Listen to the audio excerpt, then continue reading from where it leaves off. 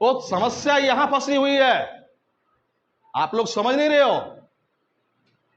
हमारा काम ही समझाने का, नौकरी छोड़ के, जरा पागल है, नौकरी छोड़ करके, घर द्वार छोड़ करके 20 साल से समझा रहे समाज को, जगा रहे। कबीरदास जी बोलते थे कि एक अजूबा ऐसा देखा मुर्दा रोटी खाए। हमारी बात नहीं, कबीर जी की बात है। कबीर जी बोल रहे हैं, कबीर जी अनपढ़ थे। क्यों मैंने अनपढ़ थे मालूम है? पढ़ने का अधिकार ही नहीं था, ब्राह्मणों ने दिया था। तो कबीर जी बोल रहे हैं एक अजूबा ऐसा देखा मुर्दा रोटी खाए। ये समाज को बोल रहा मुर्दा है, मगर वो मुर्दा नहीं है, राम नाम सत्य वाला है, जिंदा, क्योंकि ये रोटी खा रहा है ये, मगर है मुर्दा समान। कबीर जी बोल रहे, हमारी बात नहीं, कबीर जी बोल रहे कि एक अजूबा ऐसा देखा मुर्दा रोटी खाए, और समझावे से समझत नहीं, मार पड़े तो चिल्लाए। एक कबीर जी बोल रहे हैं। तो हमारा काम केवल समझा, हमको भाषण देना नहीं आता है, हम केवल समझाने के ही काम कर रहे हैं। जो हमको समझ में आ रही व्यवस्था का सिस्टम जो काम कर रहे देश के अंदर में, वो कारण सिस्टम, व्यवस्था कारण है। क्योंकि ये भारत में घर बराबरी का व्यवस्था है, वर्ण व्यवस्था लागू है, वर्ण व्यवस्था, जाति व्यवस्था लागू है।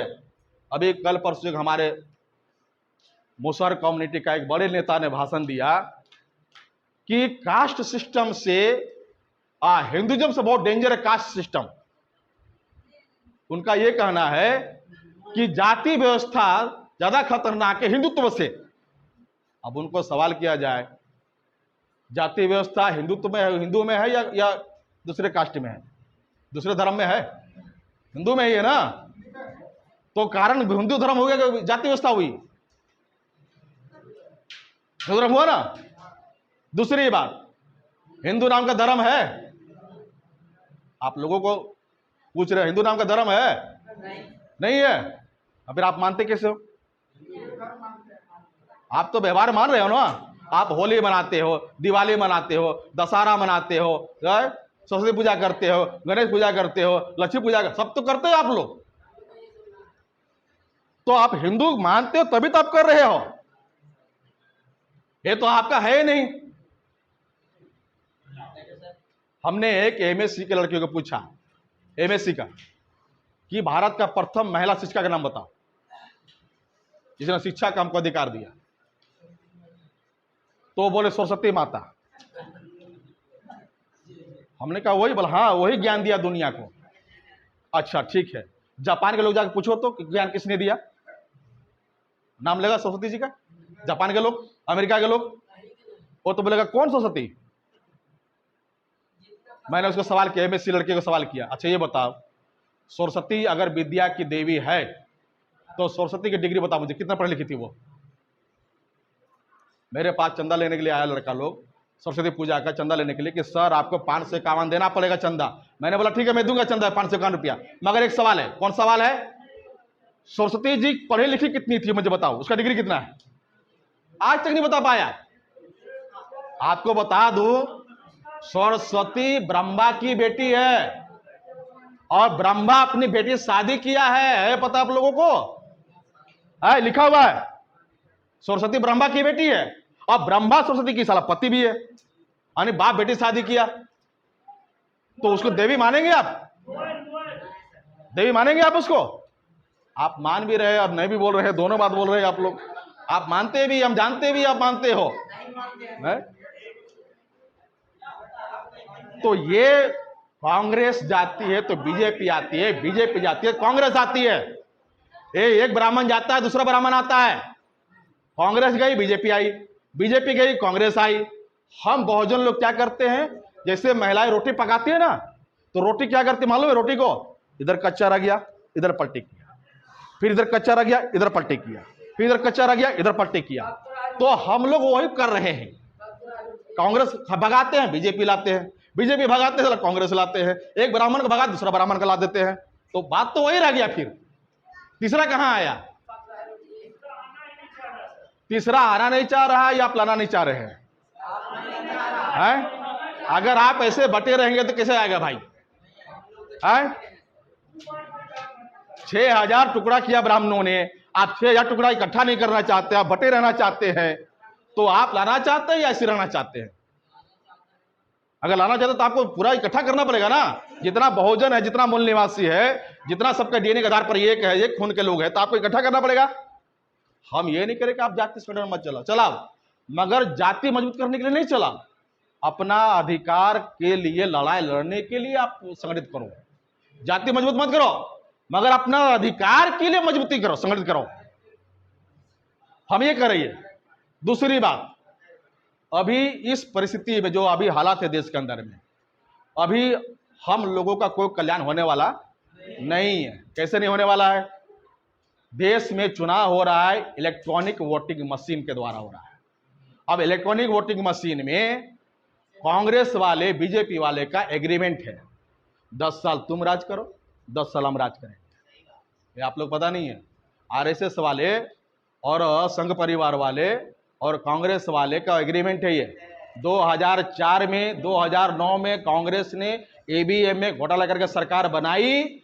ऐसा बीजेपी का डॉक्टर सुब्रमण्यम स्वामी, नाम सुने आप लोग? वो कोर्ट में वो चुनाव लड़ा, वो हार गया। हारने के बाद सारा बूथ का डाटा कलेक्ट किया, उसके नाम पर 0 वोट आया। वो सारा सबूत लेकर के सुप्रीम कोर्ट में गया, और सुप्रीम कोर्ट में जब गया तो सबूत के आधार पर सुप्रीम कोर्ट ने 8 अक्टूबर 2013 को जजमेंट दिया कि ईवीएम मशीन के द्वारा, केवल मात्र इलेक्ट्रॉनिक वोटिंग मशीन के द्वारा फ्री, फेयर एंड ट्रांसपेरेंट चुनाव करवाना बिल्कुल संभव नहीं है। यह सुप्रीम कोर्ट का जजमेंट है कि इसमें घोटाला होता है। ये जैसे मोबाइल है, मोबाइल में आप मैसेज बनाते, टाइप करते हो और किसी को फॉरवर्ड करते हो, जब मैसेज टाइप कर फॉरवर्ड हो जाता है, दूसरे मोबाइल चला जाता है, आपका वोट ट्रांसफर नहीं हो सकता है? हो रहा है। यह सुप्रीम कोर्ट ने एक्सेप्ट किया, तो सुप्रीम कोर्ट ये मान रही है। इसीलिए किसान लोगों ने 1 साल से दिल्ली के बॉर्डर पर जाकर मर गया किसान, नरेंद्र मोदी मिलने तक नहीं आया। बेरोजगारों को बोल दिया पकौड़ा तलो, महिलाओं का बलात्कार हो रहा, प्रतिदिन कोई सुनने वाला नहीं है। मुसलमानों को पिटाई कर रहा है, मुसलमान के नाम पर आपको हिंदू बना करके। सिखों को पिटाई कर रहा है, क्रिश्चियनों को पिटाई कर रहा है, मुसहरों को डेली अन्याय हो रहा है, मुसहरों पर डेली अत्याचार हो रहा है। कोई सुनने वाला नहीं। क्यों सुनने वाला नहीं है?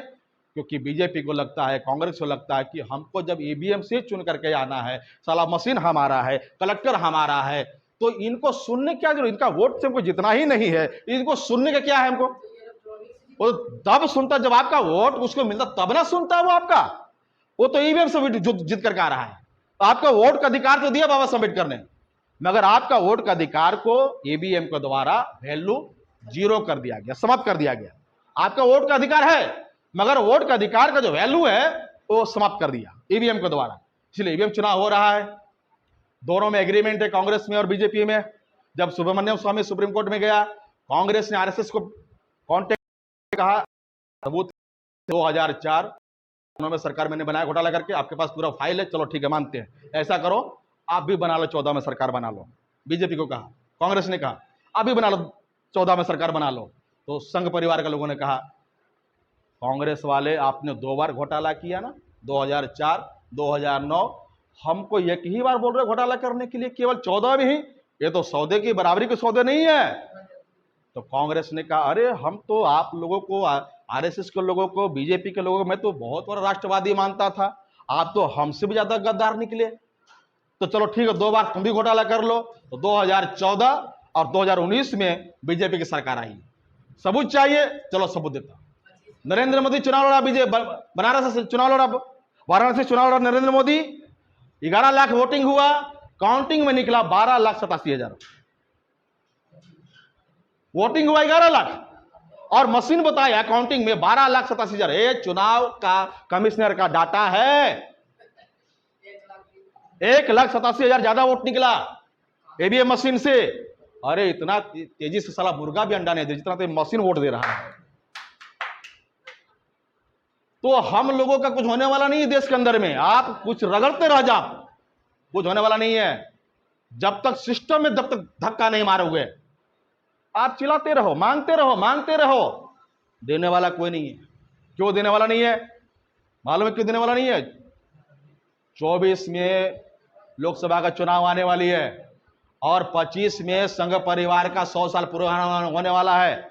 1925 में आरएसएस बनाई गई, राष्ट्रीय स्वयं सेवक संघ का निर्माण किया गया 1925 में, और जिसने निर्माण किया मालूम है, जिसने निर्माण किया उसका पोता अभी सुप्रीम कोर्ट का जज है, उसका पोता जज है सुप्रीम कोर्ट का, जिसने आरएसएस निर्माण किया। आरएसएस किसने निर्माण किया? आरएसएस का क्या एजेंडा है? इन बहुजनों को, शूद्रों को, अछूतों को गुलाम बना के रखने का एजेंडा आरएसएस का। आरएसएस का पॉलिटिकल विंग बीजेपी, बीजेपी काम कर रही है आरएसएस के लिए। बीजेपी काम कर रही है, आरएसएस के लिए काम कर रही है, और आरएसएस काम कर रही है। बीजेपी अभी नरेंद्र मोदी को प्रधानमंत्री बनाया। नरेंद्र मोदी ओबीसी है, ब्राह्मण नहीं है। अगर नरेंद्र मोदी ओबीसी है, ब्राह्मण नहीं है, तो फिर नरेंद्र मोदी ने ओबीसी का जनगणना क्यों नहीं किया जाती आधारित? अगर नरेंद्र मोदी बोलता मैं तो पिछड़ा का बेटा हूं, चाय बेचने वाला का बेटा हूं, तो नरेंद्र मोदी तो प्रधानमंत्री है, पावरफुल आदमी है, वो जनगणना कर सकता था ओबीसी का, कहीं नहीं किया। क्यों नहीं किया? क्योंकि Narendra Modi is not a real prime minister of India. Narendra Modi is nominated prime minister of India. Nominated है ये कांग्रेस के द्वारा, आरएसएस के द्वारा। आरएसएस के लोगों ने नरेंद्र मोदी को पहले पीएम कैंडिडेट के लिए नॉमिनेट किया। नॉमिनेटेड आदमी को ओबीसी के लोगों ने इलेक्ट किया। पहले आरएसएस के लोगों ने सिलेक्ट किया और समाज के लोगों ने उसको इलेक्ट किया। सुषमा स्वराज और आडवाणी को बाईपास नरेंद्र मोदी को लाया गया और बनाया गया। नरेंद्र मोदी सुप्रीम कोर्ट में हलफनामा लिख करके दिया कि हम ओबीसी का गिनती नहीं करेंगे। जब मैंने उपेंद्र कुशवाहा जी को पटना में कहा तो कह रहा मुझे तो मालूम नहीं, नरेंद्र मोदी ऐसा लिख करके दिया। उपेंद्र कुशवाहा का मालूम नहीं, फिर किसको मालूम रहेगा? उपेंद्र कुशवाहा ओबीसी का आदमी, वो बोल रहा है मुझे कि नरेंद्र मोदी ऐसा लिख के दिया सुप्रीम कोर्ट में दिया। ये सबूत है मेरे पास। नरेंद्र मोदी ने ओबीसी का आदमी है और ओबीसी का विरोध में सुप्रीम कोर्ट में हलफनामा लेकर के दिया कि हम गिनती नहीं करवाएंगे।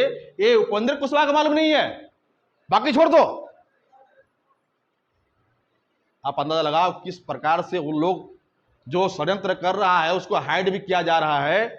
खबर तक नहीं आप लोगों की है। जो खास करके खबर रखने वाले पढ़े लिखे लोग, उनको खबर नहीं है। अनपढ़ को छोड़ दो, पढ़े लिखे को खबर नहीं है। इतना भयानक चल रहा है मामला देश के अंदर में।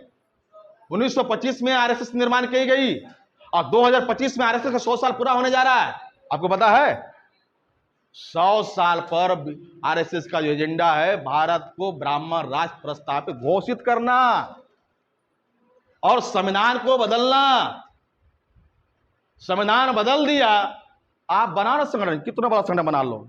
जब संविधानी जो संविधान आपका समर्थन में है, व्यवस्था ब्राह्मणों का है समर्थन में, व्यवस्था आपके विरोध में है, संविधान आपका समर्थन में है, जो संविधान ही समाप्त हो जाएगा आप संगठन बनाओ, क्या कर लोगे? बनाओ संगठन। जब संविधान ही नहीं रहेगा अब क्या कर लोगे? फ्रीडम ऑफ स्पीच, ये जो बोल रहे हैं ना, संविधान की वजह से बोल रहे हैं। मौलिक अधिकार है, आर्टिकल 19 में पढ़ लो। कल ब्राह्मण लागू कर देगा, ब्राह्मण राज प्रस्तावित कर देगा, ब्राह्मण राज प्रस्तावित हो जाएगा, कानून बना देगा। जो ब्राह्मण के विरोध करेगा देशद्रोही का मुकदमा लग जाएगा। कोई विरोध करेगा? करेगा फिर कोई? अभी बोल रहे हैं, कितना बोल रहे हैं? संविधान की वजह से बोल रहे हैं। संविधान में आर्टिकल 19 हमारा मौलिक अधिकार है, बाबा साहब अम्बेडकर बोलने का अधिकार दिया, इसलिए बोल रहे हैं। और इसलिए ब्राह्मण लोग चुप है। कब तक चुप है? जब तक संविधान है तब तक चुप है। अभी कई ब्राह्मण तो बोल दिया कि संविधान को बदलना होगा।